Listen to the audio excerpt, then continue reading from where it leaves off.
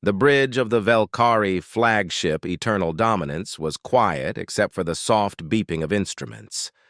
Admiral Thexavar stood watching the display screens, his eyes fixed on 12 small ships floating in the darkness of space. The ships looked simple and plain compared to Velkari designs. They had no decorations, no artistic touches, just basic metal hulls that reflected the light from a nearby star. 12 ships, said Commander Zelix from his station. Only 12 ships in our territory. Thexvar allowed himself a small smile. Behind his fleet, spread across space in perfect formation, 500 Velkari warships waited. Each one was larger than the biggest human vessel. The Velkari had been building and improving these ships for 50,000 years. They were works of art and engineering combined. "Open a communication channel," Thexvar ordered. "Let us see if these humans understand their situation." The communications officer worked her controls. Soon, a human face appeared on the main screen. She wore a dark blue uniform with silver badges. Her hair was pulled back tight, and her dark eyes looked directly at Thexavar. The translation system identified her as Admiral Sarah Chen of the Terran Exploration Fleet. "I am Admiral Thexavar of the Velkari Dominion," he announced with authority. "You have entered Velkari space without permission. Your ships now belong to us. Your crew will be taken into custody and processed according to our laws."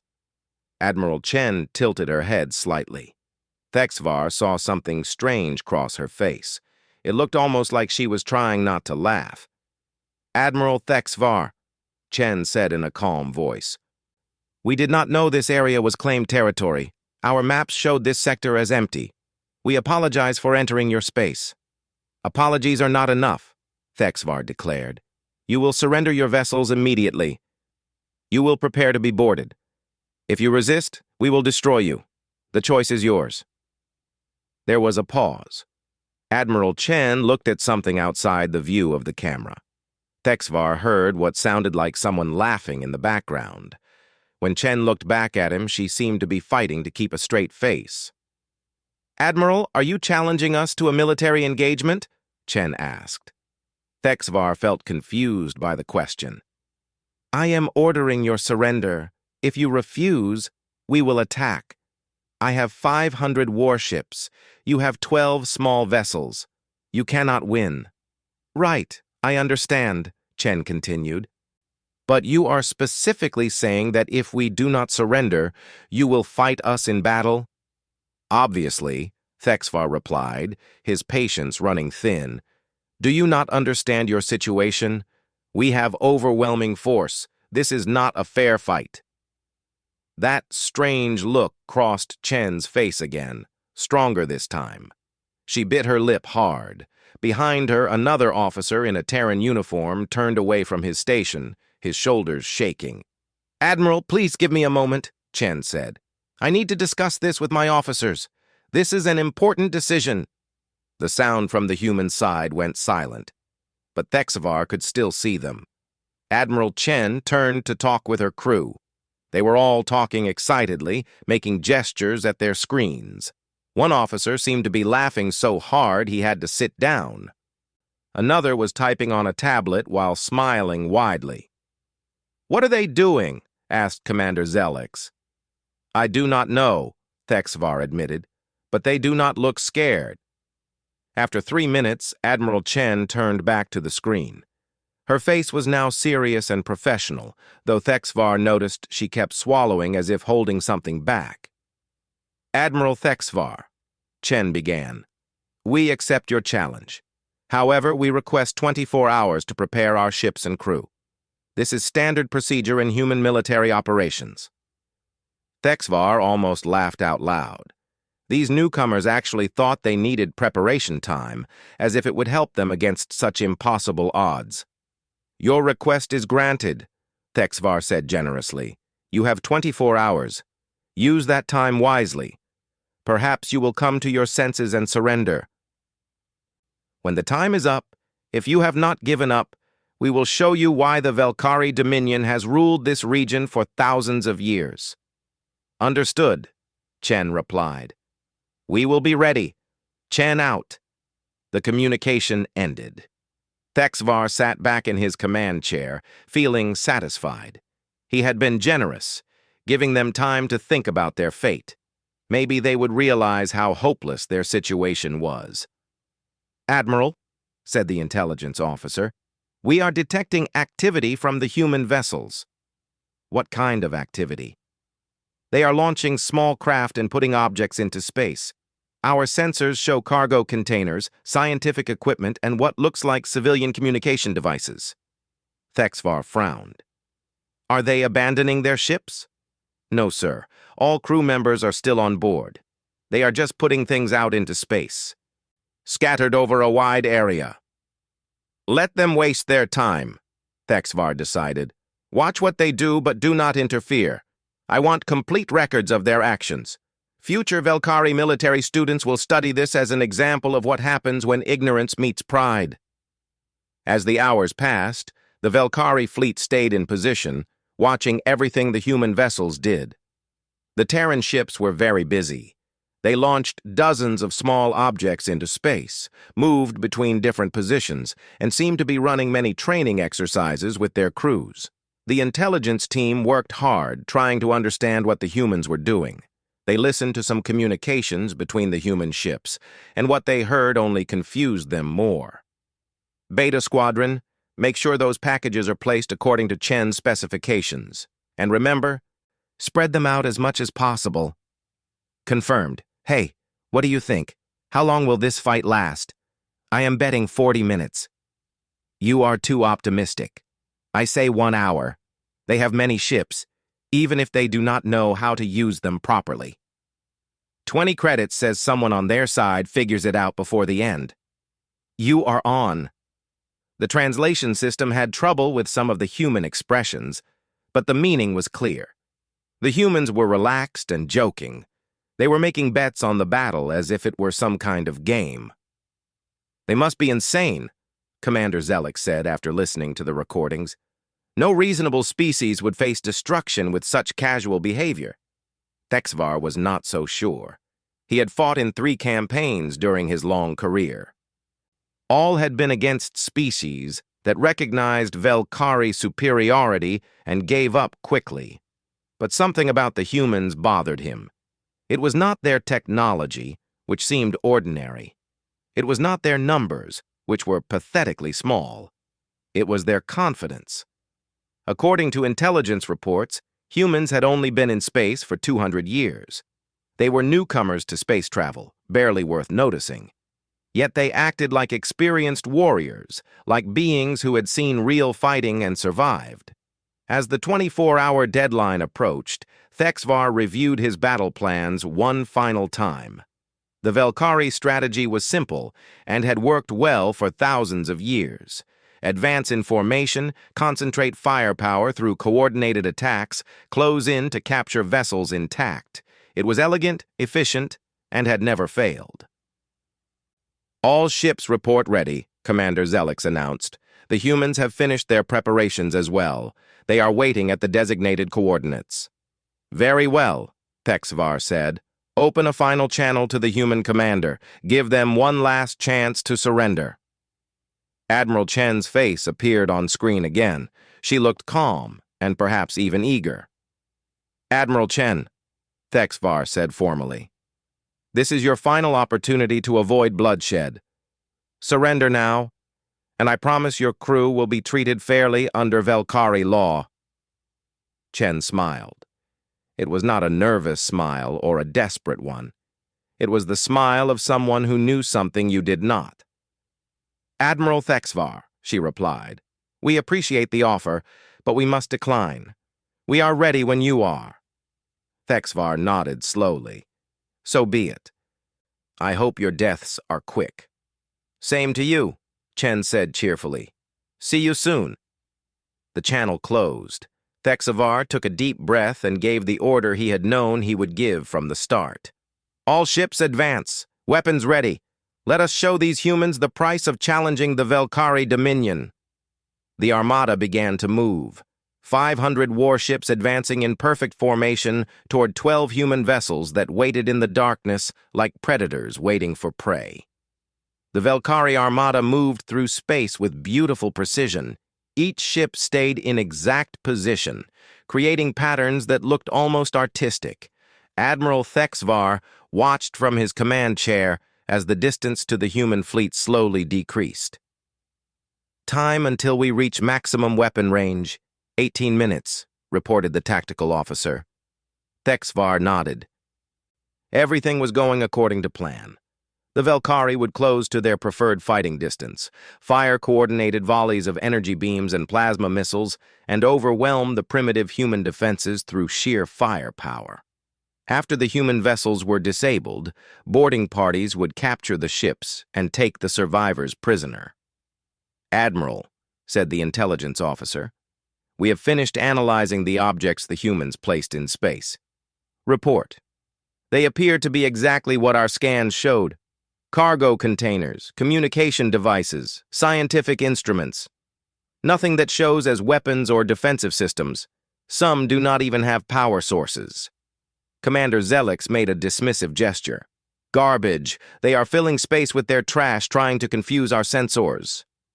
"A useless effort," Thexvar agreed. "Our targeting systems can easily tell the difference between real threats and junk." What Thexvar did not know was that humanity had learned warfare in a very different way than the Velkari. While the Velkari had fought 3 wars in 5,000 years, humanity had been fighting continuously for 2 centuries. Not against alien species, but against themselves, against their own machines, against the universe itself. Humans had fought wars in zero gravity, in the crushing atmospheres of gas-giant planets, in asteroid fields where one mistake meant death. They had battled rogue artificial intelligences that could hack any computer system. They had fought genetic monsters that adapted to weapons in real time. They had survived corporate wars where entire colonies were considered acceptable losses. Every human vessel was designed by engineers who assumed they would be outnumbered and outgunned. Every tactic was tested through simulations where losing meant extinction. Every crew member had trained in scenarios that made this battle look easy. And right now, on the bridge of the TES Indomitable, Admiral Chen was reviewing the tactical situation with the calm of someone who had survived multiple wars that nearly destroyed humanity. "Distance to Velkari fleet?" she asked. 17 minutes to their maximum effective range, replied Lieutenant Marcus Webb from Tactical. "They are maintaining formation. Perfect spacing, textbook approach." "Of course they are," muttered Commander Patricia Rodriguez from Engineering. "Look at them. They are like a parade formation." Chen studied the holographic display showing the Velkari fleet. 500 ships, arranged in neat layers, advancing at a steady pace. No irregular movements, no scouts ahead, no backup plans. It was like watching a choreographed dance. "Analysis confirms they are using standard radio communications," reported the signals officer. "No encryption we cannot break, no backup channels. Everything runs through their flagship." Chen shook her head slowly. "How long since they fought a real war?" "According to data we accessed from their public networks, their last military engagement was 4,000 years ago," Webb replied. "Before that, 2,000 years earlier. They have had 3 wars in their entire recorded history, and all of them ended with the enemy surrendering after the first battle." "They do not know what war is," Rodriguez said quietly. "Not real war. Not the kind where you fight because if you lose, everything dies." Chen thought about Earth, about the scars covering humanity's homeworld. She thought about the memorial walls on Luna, listing names of 3 billion people who died in the AI wars. She thought about children on Mars who grew up in underground bunkers because the surface was still too dangerous from biological weapons. Humanity had not chosen to become good at warfare. They had been forced to master it or die. "All ships, status check," Chen ordered. The responses came quickly. All 12 Terran vessels reported ready.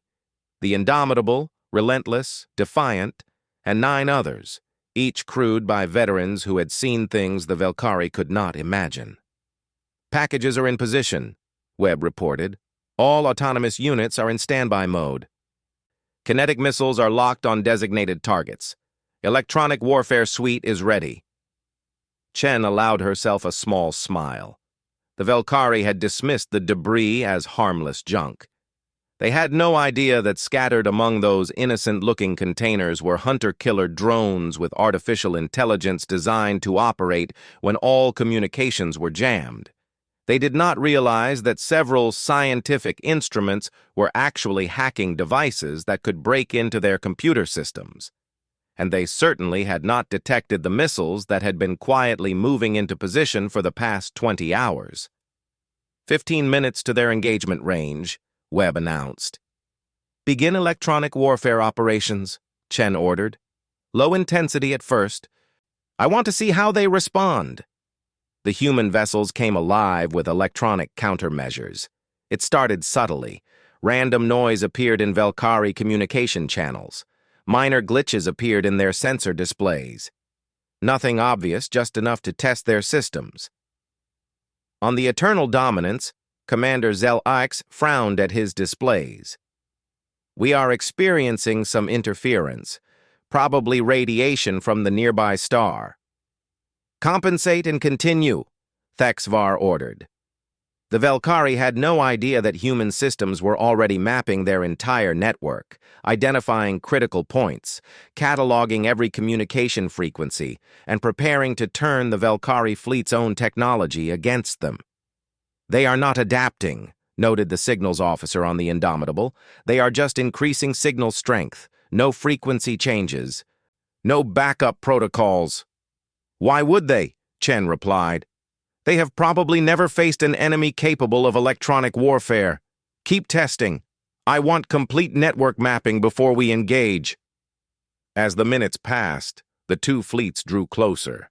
The Velkari advanced in their perfect formation, confident in their numerical superiority. The human ships waited, spread out in what looked disorganized, but was actually a carefully calculated formation designed to maximize firing angles while minimizing the effectiveness of massed fire. 10 minutes, Webb reported. Chen opened a channel to the other human ships. All vessels, this is Chen. Remember, we are the exploration fleet, not a battle group. We are supposed to avoid conflict when possible, so let us make this quick and minimize casualties on both sides. Disable. Do not destroy unless you have no choice. Understood, came the replies from the other captains. And try not to scare them too badly, Chen added. We might actually want to be friends with these people once they calm down. There were chuckles across the fleet. The humans were not cruel, and they did not want unnecessary death. But they had learned long ago that the fastest way to minimize casualties was to end a fight decisively. A quick, overwhelming victory saved lives on both sides. On the Velkari flagship, sensors began showing strange readings. Admiral, we are detecting power surges from some of those objects the humans deployed, reported the sensor officer. Specify, Thexvar demanded. Several containers now show active power signatures, and we are picking up movement. Some objects are changing position. Weapons? Asked Zelix. Unknown. They are too small to be significant threats, possibly drones or surveillance equipment. Thexvar considered this. Even if the humans had deployed drones, what could such small units do against warships? The Velkari had point defense systems designed to handle such threats. Maintain course and speed, he ordered. Prepare point defense if the drones approach our vessels. 5 minutes to maximum range, Tactical reported. The Velkari crews went to battle stations, following procedures practiced countless times but rarely used in actual combat. Weapon systems powered up, shields strengthened, damage control teams stood ready. Everything was done exactly as Velkari doctrine required. The humans, meanwhile, were making final preparations of a very different sort. All packages are active and in position, Webb reported. Network infiltration is at 70%. We have access to their tactical communications and partial access to their sensor grid. Kinetic missiles report target lock, added the weapons officer. Firing solutions confirmed for 37 priority targets. Hold fire until my command, Chen ordered. She wanted to give the Velkari one more chance. 3 minutes to their weapons range, Webb announced. Chen opened a channel to the Velkari flagship. Admiral Thexvar's face appeared on screen. Admiral, Chen said, this is your last chance to reconsider. We do not want to fight you. Call off your attack, and we can resolve this peacefully. Thexvar's face showed contempt.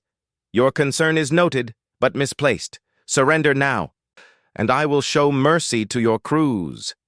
I cannot do that, Chen replied, but I want you to know we tried. As did I, Thexvar said. All ships, prepare to fire. Chen closed the channel and looked around her bridge. Her crew was ready, faces calm and professional. They had done this before, faced impossible odds and survived. 2 minutes, Webb said. All ships, weapons free, Chen ordered. Execute Plan Delta 7. Remember, disable when possible. 1 minute. The space between the two fleets grew heavy with tension.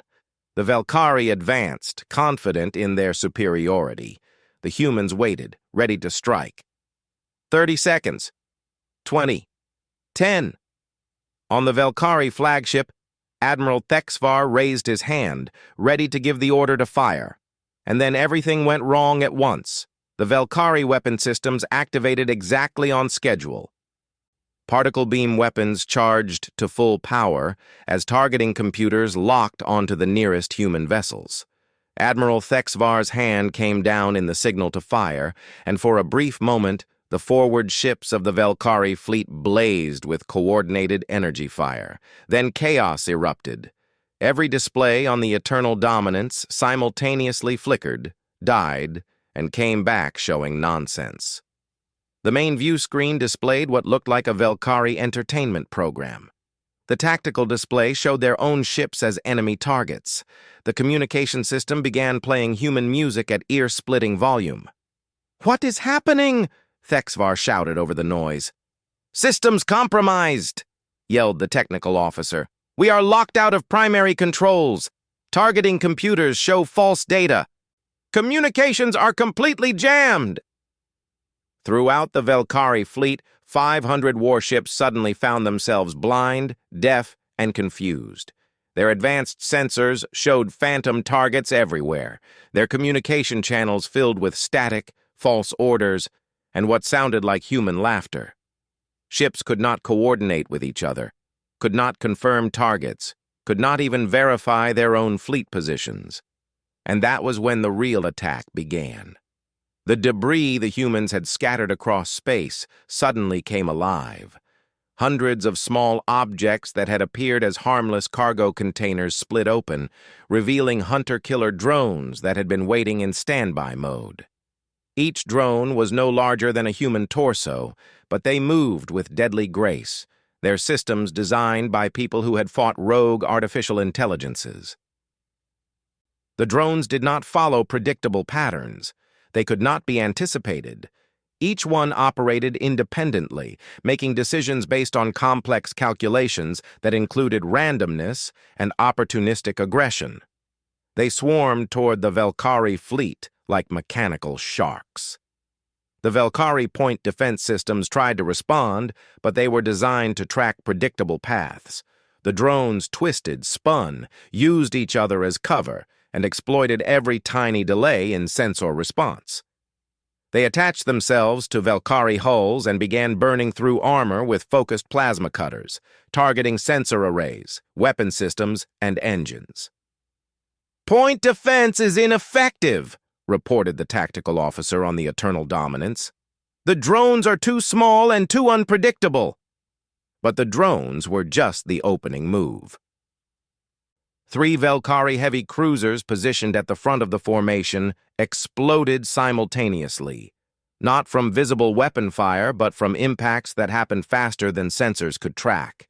The missiles had been hiding among asteroids in the nearby belt, accelerating slowly for hours until they reached incredible speeds.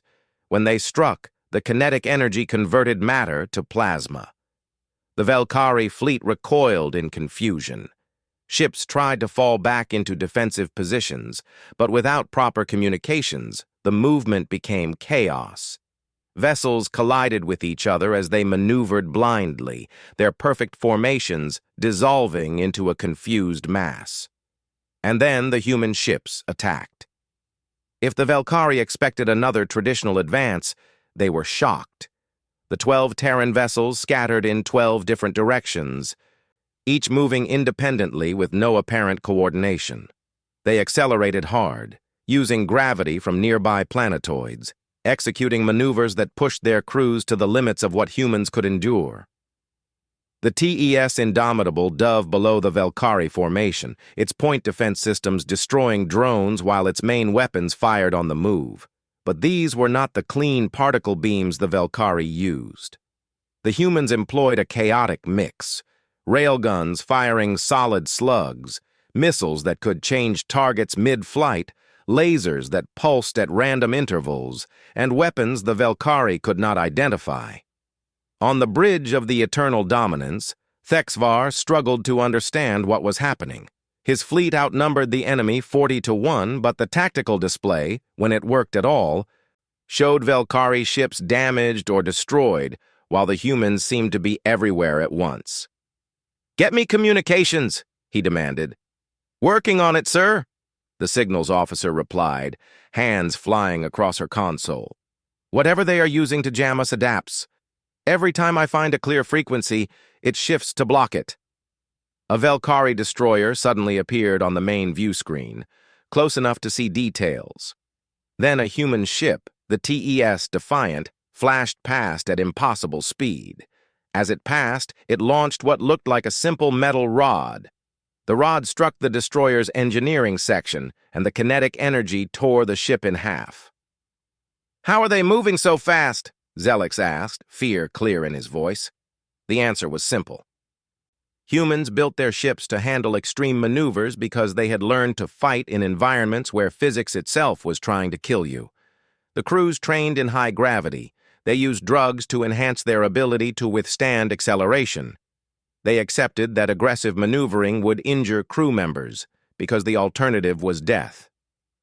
The Velkari built their ships for comfort. Humans built theirs for war. Another group of Velkari vessels tried to form a defensive cluster. The human ship, TS Relentless, saw the formation and did something the Velkari thought was suicidal. It charged straight toward the center. "That ship is going to ram us!" a Velkari captain screamed. But the Relentless was not planning to ram. At the last second, it rotated 90 degrees and fired its main railgun through the length of the Velkari formation. The solid slug passed through 3 ships before its energy was exhausted, leaving devastation in its wake. Then the Relentless did something even more unexpected. It dumped its cargo bay, releasing hundreds of tons of scrap metal directly into the Velkari formation.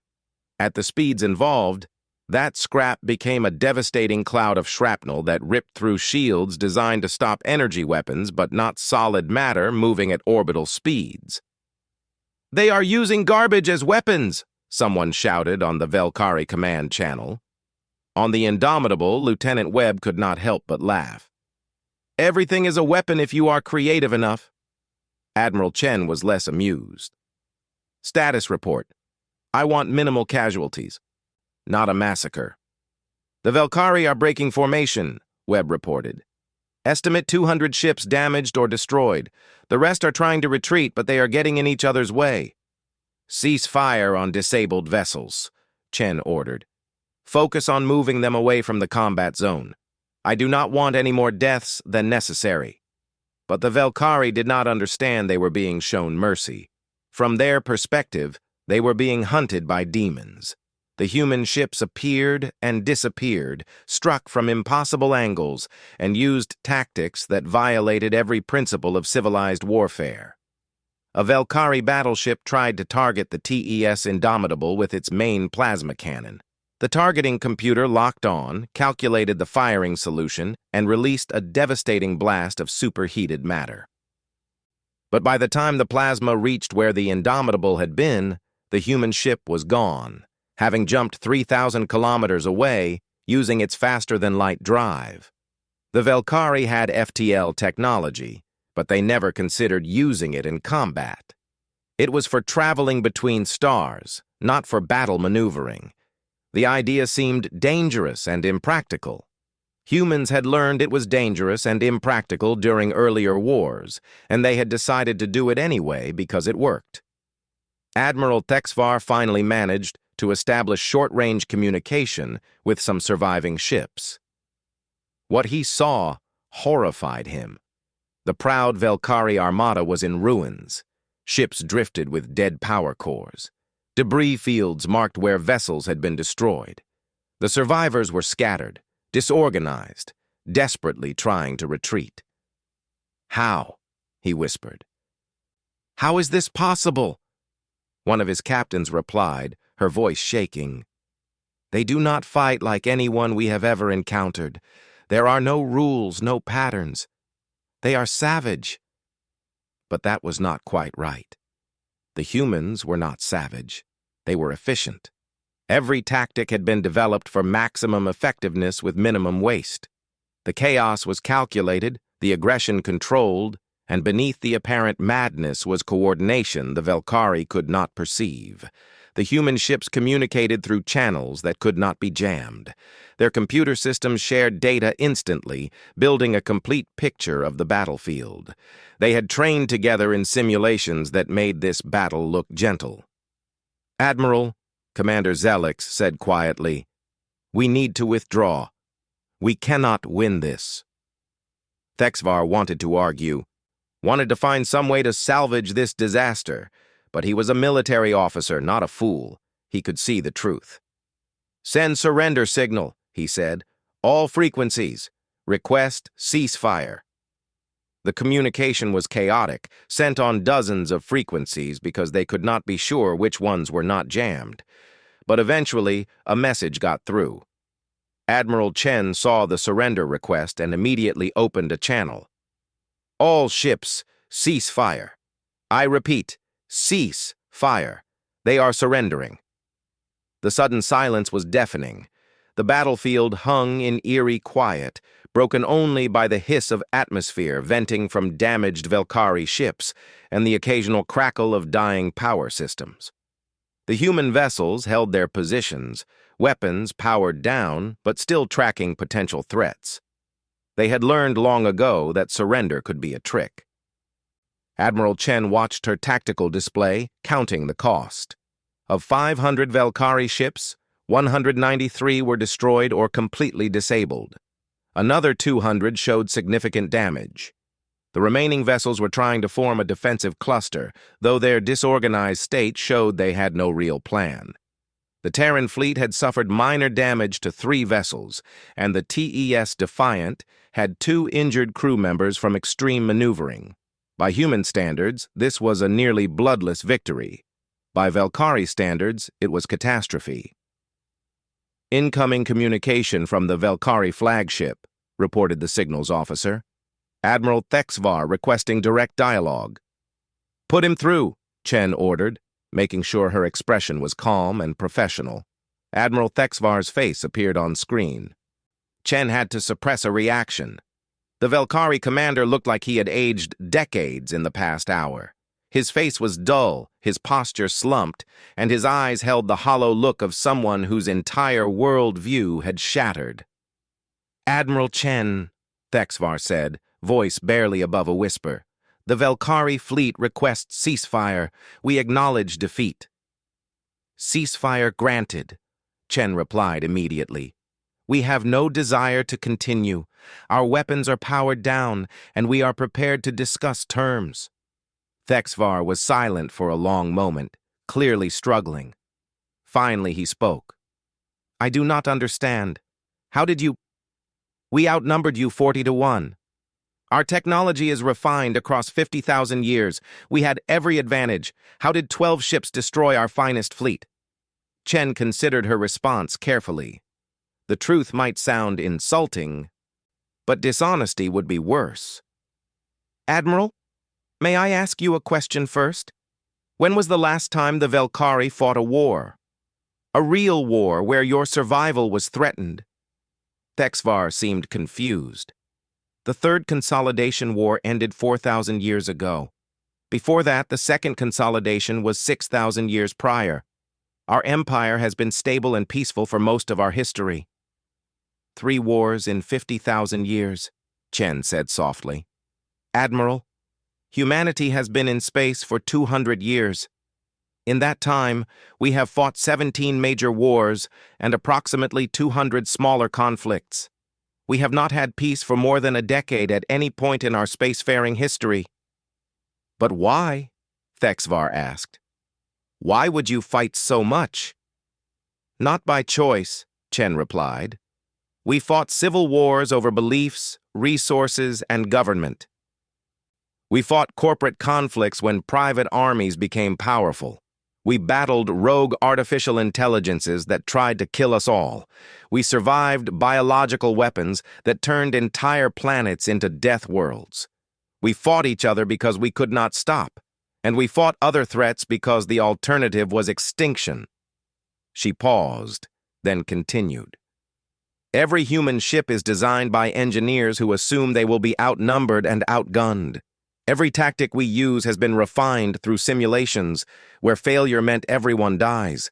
Every crew member has trained in scenarios that make today's battle look easy. On the Eternal Dominance, Commander Zelix listened with growing horror. You are saying your entire species is built for war? No, Chen corrected gently. We are built for survival. War is just something we became very good at because we had no choice. The 12 ships you fought today are not even military vessels. We are the Terran Exploration Fleet. Our job is to explore, make first contact, and conduct scientific research. Thexvar's expression showed shock. These are not warships? They are exploration vessels with defensive capabilities, Chen explained. If you had encountered an actual Terran battle fleet, this conversation would not be happening. Those ships are designed specifically for combat, crewed by people who have dedicated their lives to warfare, and equipped with weapons that make what you saw today look mild. There was long silence. Finally, Thexvar asked, Why did you stop? You could have destroyed us completely. Why show mercy? Chen smiled sadly. Because we have seen enough death, Admiral. Humans have killed billions of other humans over the past 2 centuries. We know what war costs, what it leaves behind. We did not want this fight at all. When you challenged us, we thought it was some kind of test or military exercise, like the war games our own fleets conduct. We did not realize you actually meant to conquer us. A test? Thexvar repeated, confused. It is common among human factions, explained Commander Rodriguez. Militaries challenge each other to practice exercises to maintain readiness and test new strategies. We thought that is what you were doing. A formal challenge, limited engagement, measure capabilities. We were planning to ask if you wanted to schedule more exercises after this one. The Velkari officers stared in disbelief. The humans had treated the destruction of a 500-ship armada as a training exercise. They had been holding back, showing restraint, trying to minimize deaths while the Velkari fought for their lives. Admiral Chen, Thexvar said slowly, I need to understand something. You said your ships are designed assuming they will be outnumbered. What kind of enemies do humans normally fight? Chen glanced at Rodriguez, who pulled up a file. Computer, display summary of major Terran conflicts. Data streamed to the Velkari flagship. Thexvar and his officers read through the list, their expressions growing more disturbed. The AI wars. 3 billion casualties over 15 years as rogue artificial intelligences tried to kill all biological life. Humanity won by developing electronic warfare that could disrupt any computer system. The Mars Rebellion. 12 years of brutal combat across Mars as corporate colonies fought for independence. Humanity learned to fight in thin atmosphere and low gravity. The Belt Wars. 23 years of war as asteroid mining operations became independent military forces. Humanity mastered combat in three-dimensional space with no gravity and no atmosphere. The Titan Incident. 3 years fighting genetic horrors designed as bioweapons. Humanity learned that sometimes the only way to win was to destroy everything. The list went on and on. You fight enemies that adapt, Zelix whispered. Enemies that learn, enemies that force you to be unpredictable. Exactly, Chen confirmed. We cannot use the same tactic twice because our enemies counter it. We cannot rely on superior numbers because we are usually outnumbered. We cannot depend on better technology because our enemies often match us. So we learn to be creative, aggressive, and ruthless when necessary. Thexvar felt something he had not experienced in 3 centuries. True fear. Not fear of death, but fear of what humanity represented. A species forged in constant warfare that treated violence as naturally as breathing, that had refined destruction to a level the Velkari could not comprehend. Admiral Chen, he said carefully, what happens now? What are your terms for our surrender? Chen looked surprised. Terms? Admiral, we do not want your surrender. We want to apologize for the misunderstanding and establish peaceful relations with the Velkari Dominion. Apologize? Thexvar repeated, certain he misunderstood. Yes, we entered your territory without permission, and when you challenged us, we responded with force. We should have tried harder to clarify your intentions. We are sorry for the casualties and damage. The Velkari officers looked at each other in confusion. The humans had won decisively and were apologizing. I do not understand, Thexvar admitted. You won. You could demand anything. That is how war works. Maybe that is how Velkari warfare works, Chen replied. But humans learned long ago that making enemies of everyone ensures you will eventually fight a war you cannot win. We would much rather have the Velkari as friends and trading partners. Rodriguez added, plus, your technology is interesting. We would love to exchange scientific data, and your cultural databases would be valuable to our researchers. You want to share knowledge? Zelix asked, completely lost. Of course, Chen said. That is what exploration is about. We came to discover new civilizations, learn about other species, and expand humanity's understanding. Fighting you was never the goal. Thexvar sat in stunned silence. Finally, he spoke. Admiral Chen, I must ask honestly. If the Velkari became hostile again, if we rebuilt and challenged humanity properly prepared, what would happen? Chen's expression became serious. Admiral, I will be completely honest. If the Velkari declared war on humanity, Earth would mobilize actual military forces. You would face not 12 exploration vessels, but thousands of warships crewed by people who have spent their lives preparing for combat. You would fight a species that has survived existential threats and developed weapons designed to counter every imaginable defense. She leaned forward. But more importantly, you would fight a species that really does not want to fight you. We have seen enough war. We know what it costs. We would try everything to avoid conflict. And if forced to fight, we would win quickly because the fastest way to minimize casualties is to end the war immediately. You would win, Thexvar said. It was not a question. Yes, Chen replied simply. We would win. But everyone would lose because war destroys things that can never be rebuilt. So please, Admiral, let us not do this again. Let us be friends instead. Thexvar looked at his officers, saw the same exhausted relief he felt. Yes, Admiral Chen. The Velkari would very much like peaceful relations with humanity. Chen smiled warmly. Excellent. Now, let us discuss getting aid to your damaged vessels and opening formal diplomatic channels.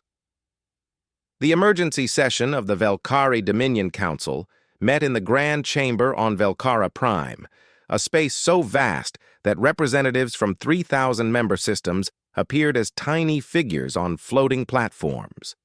The architecture was designed to inspire awe and demonstrate the Empire's grandeur. Today, it mainly made everyone feel very small. High Chancellor Mevtok called the session to order with 3 strikes of the ceremonial staff. The sound echoed through the chamber like funeral bells.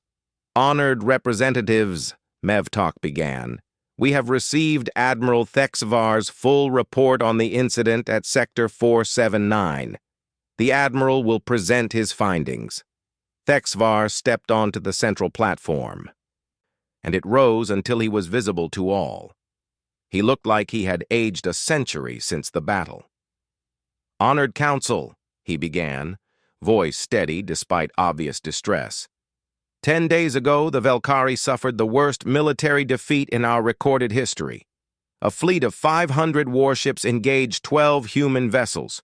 We lost 193 ships destroyed and 200 damaged. The humans suffered minor damage to 3 vessels. The silence that followed was absolute. "I have reviewed the sensor data repeatedly," Thexvar continued. "I have analyzed every engagement, studied every decision, and I have reached a conclusion. The Velkari Dominion is utterly unprepared for modern warfare." Murmurs rippled through the assembly. Representative Kextal from Military Oversight rose. "Admiral, your courage is noted, but surely you overstate. We have the finest military tradition in this sector." "We have tradition," Thexvar agreed. "But it is not military. It is ceremonial. We have spent 50,000 years fighting 3 wars, all against opponents who surrendered quickly. We have never faced an enemy that truly wanted to destroy us, never fought for survival, never been tested." He activated holographic displays showing footage from the battle. The council watched in silence as the Velkari formation disintegrated under human attack, as ships crumpled, as tactics that worked for millennia proved worthless. "The humans have been in space only 200 years, Thexvar said. "In that time, they have fought 17 major wars. They have battled rogue machines, genetic horrors, each other. Every human alive exists because their ancestors survived conflicts that would have destroyed us." Another representative spoke up. "Surely their technology must be superior." "No," Thexvar replied bluntly. "Their technology is comparable to ours. Inferior in some areas, superior in others. The difference is not technology. It is philosophy. Every human ship assumes it will be outnumbered. Every tactic assumes the enemy will adapt. Every crew member trains for scenarios where losing means extinction." He pulled up comparisons between Velkari and human training. The council stared in disbelief. "Human military personnel train at 3 times their homeworld's gravity," Thexvar explained. "They use drugs to survive acceleration that would kill normal beings.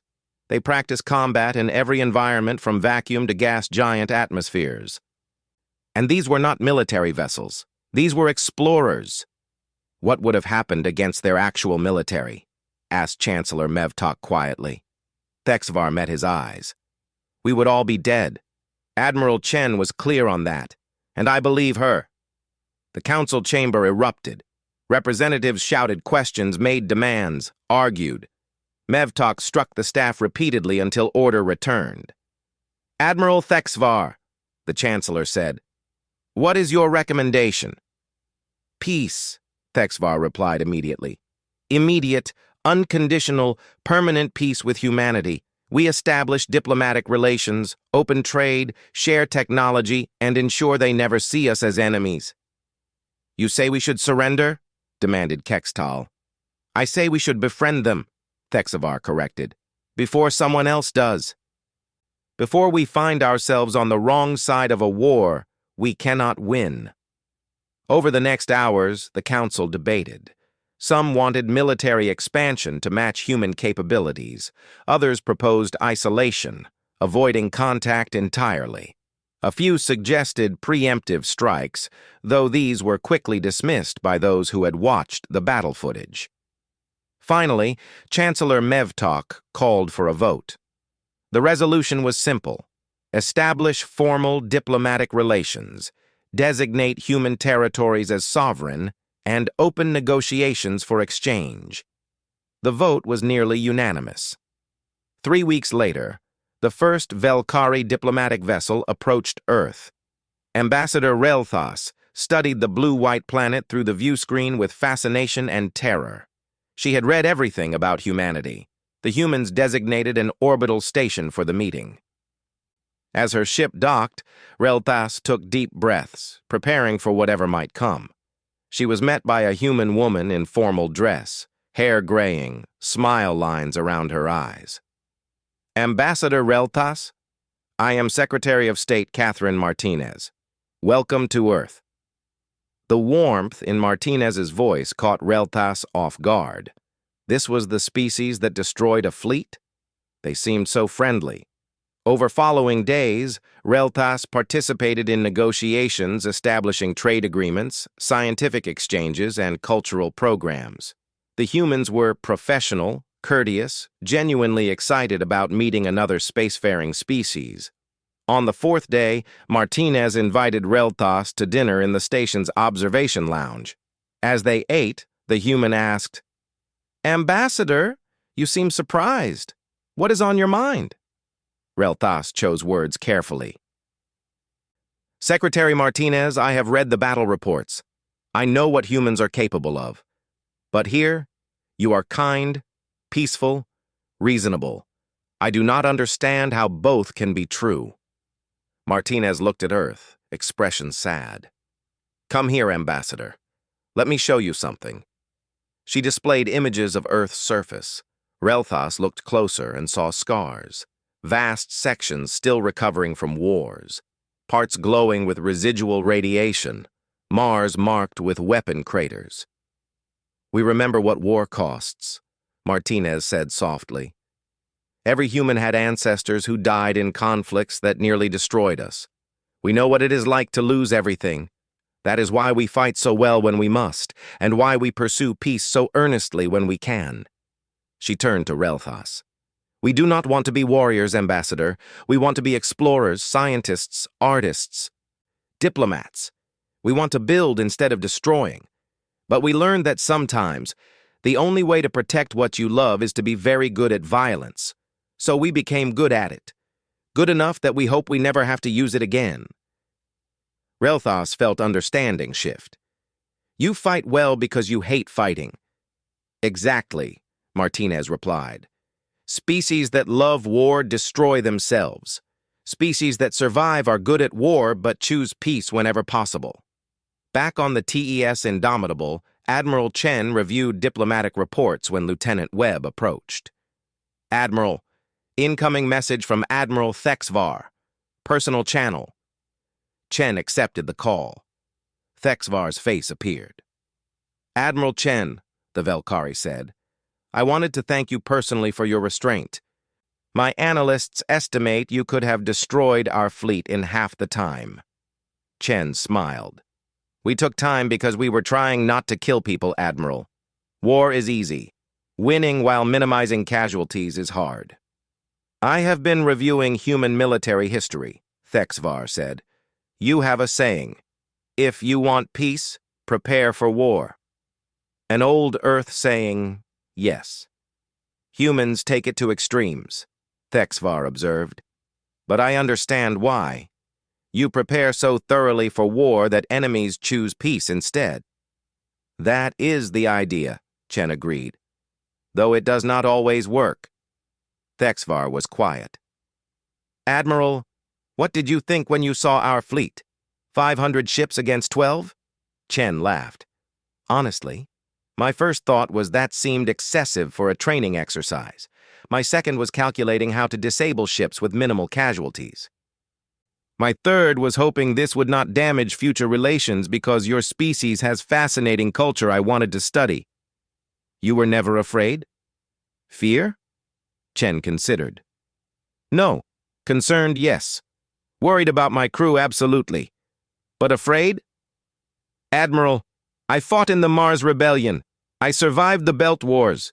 Today was relatively straightforward by comparison. Thexvar's expression might have been respect or horror. Your species is terrifying, Admiral Chen. Only when we have to be, Chen replied gently. The rest of the time, we are quite pleasant. You should visit Earth. We have excellent food, fascinating art, and we would love to hear about Velkari culture. After the call ended, Chen smiled. The human fleet had new friends, the Velkari had learned a lesson, and no one had to die unnecessarily. By human standards, a very successful first contact. On the view screen, crew members were making bets about the next encounter. 20 credits says the next species challenges us too, Webb said. You are on, replied another officer. Commander Rodriguez shook her head. The galaxy is big. There are always people who think they are special. Chen laughed. Let us hope you are wrong, Commander.